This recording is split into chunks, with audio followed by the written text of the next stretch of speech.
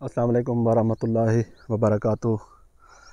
गंदम की कटाइयाँ आमतौर पे जारी हैं। गंदम की कटाई की जा रही है, या कुछ लोगों ने जिस तरह ये सूरजमुखी का फील्ड लगाया हुआ है, तो इसके बाद अक्सर जो हमारे काश्तकार भाई हैं वो अक्सर सवालात पूछते हैं भी क्या काश्त किया जाए, इस वक्त कौन सी फसल मौजू है। तो उस के लिए मैं काफ़ी सारे व्लॉग्स बना रहा हूँ, मुख्तलिफ हर सब्ज़ी के लिए एक अलग सा व्लॉग बना रहा हूँ। तो जैसे ही इंशाल्लाह गंदम की कटाई मुकम्मल हो जाएगी तो भिंडी पे हमारा एक अलग से व्लॉग बन चुका है। तो उसके बाद फिर हम जो नेक्स्ट व्लॉग बना रहे हैं, भिंडी के बाद जो तूरी की फसल है, तूरी की फसल पे हम व्लॉग बना रहे हैं कि गंदम की कटाई या सूरजमुखी की कटाई के बाद जो तूरी की फसल है उसकी देखभाल पर हमारी गुफ्तगू की जाएगी। ये जो तूरी हमने लगाई है, ये हमने जो है ना शेड में, लो शेड में लगाई थी, जो बाद में इसको हम बांस वगैरह लगा दिए थे इस तरह करके। तो ये तो हम 11वें की 15 तारीख को हम इसको लगाया था। तो इसकी तूरियां भी हम चुनाई कर रहे हैं माशाल्लाह। तो जो गंदम की कटाई के बाद फसल लगेगी उस पर हम इस तरह का बांस नहीं देंगे, ना इस तरह हम उसको फसल को उठा कर रखेंगे, ना इस तरह खड़ा रखेंगे, बल्कि हम उसको ज़मीन पर लेटाएंगे। तो ये जो फसल है हमने ये 11वें की 15 तारीख को लगा कर इस पर जो है ना, क्योंकि मौसम ठंडा है, अभी मौसम ठीक है, तो जैसे ही गंदम की कटाई होगी तो लो चलना शुरू हो जाएगी, या फिर गर्मियाँ जैसे ही आती हैं तो तेज़ हवा, उसकी वजह से इसको जो है ना ख़त्म होने के चांसेस काफ़ी हैं। तो इसको हम ज़मीन पर रखेंगे, फसल को ज़मीन पर रखने के बाद जो है ना इस तरह करेंगे।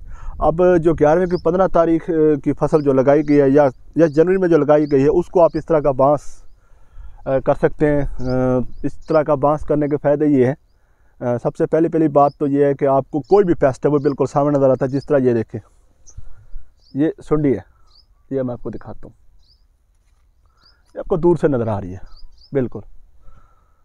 इसी तरह कोई फसल आपकी इफ़ेक्ट हो रही है, कोई भी फसल आपकी इफ़ेक्ट हो रही है, कोई भी मुतासर हो रही है बांस पे लगाने के लिए, तो वो आपको फ्रूट फ्लाई वगैरह उसका स्प्रे करने के लिए आपको बड़ी आसानी होती है।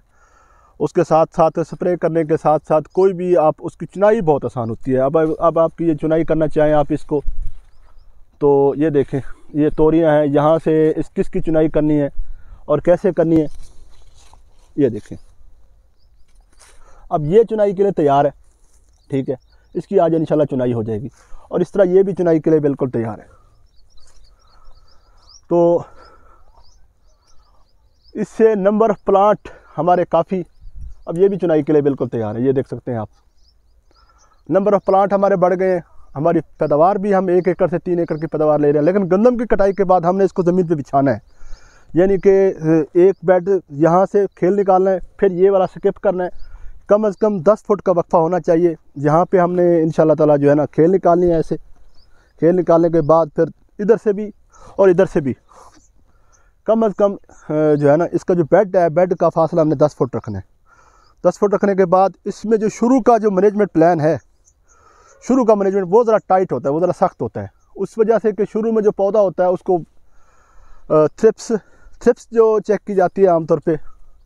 ये पौधा पकड़ा, ये इसकी टॉप देखिए, यहाँ पर जो भूरे भूरे अशरात होते हैं उसकी थ्रिप्स चेक की जाती है। यहाँ इसमें थ्रिप्स नहीं है।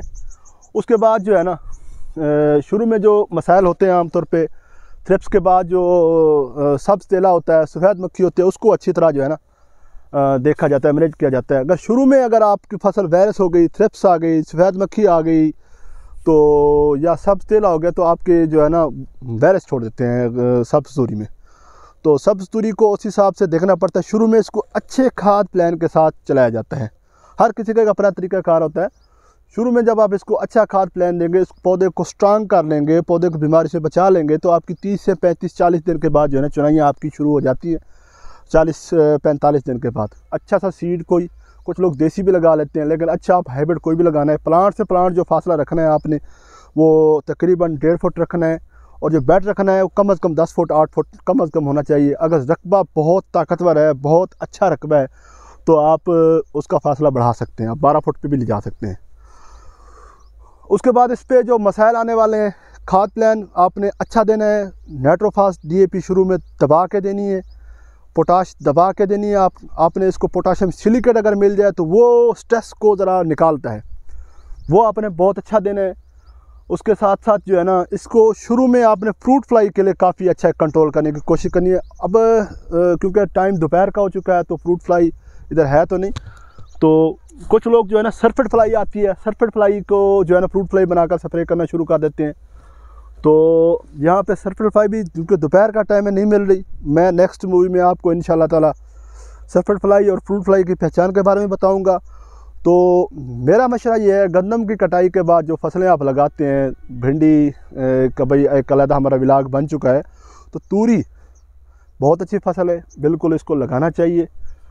कम खर्चे वाली अच्छी पैदावार देने वाली फसल है और इसके काफ़ी अच्छा रेट भी मिल जाता है हम तो काश्तकार हजरात को। तो नेक्स्ट जो है ना विलाग तक हमें इजाज़त दीजिए। कोई भी आपका सवाल है, कोई भी आपका किसी भी किस्म का कोई समझ नहीं आ रही तो आप कमेंट सेक्शन में बिल्कुल पूछ सकते हैं। तो इंशाल्लाह ताला आपकी